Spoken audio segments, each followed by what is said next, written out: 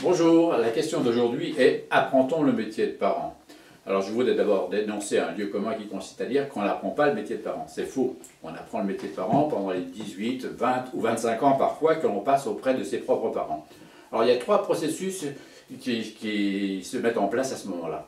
C'est le processus de répétition en conformité, le processus de répétition en opposition et le processus de répétition alternatif, que j'appelle alternatif. C'est quoi le processus de répétition en conformité?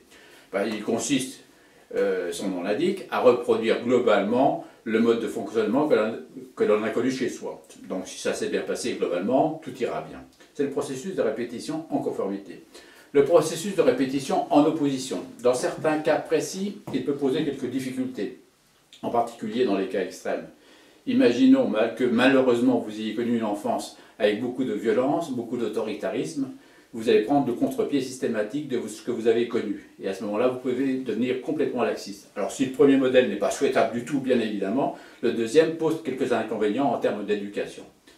Alors le troisième modèle, qui est le processus de répétition alternatif, c'est celui que l'on met en place la plupart du temps dans 80 ou 85% des cas. C'est-à-dire, c'est quoi? Prenons un exemple. On va reproduire globalement le modèle parental que l'on a connu, mais ici ou là, on va faire quelques aménagements.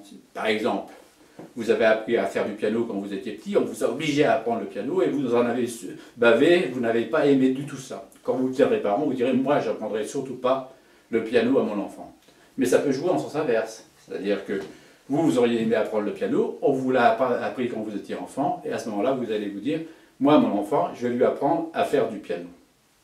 Donc, vous voyez, c'est un petit peu ce que j'appelle le processus de répétition alternatif. Alors, quand on devient parent soi-même, il faut toujours s'interroger sur le modèle parental que l'on a connu et l'aménager ici et là pour améliorer telle ou telle situation.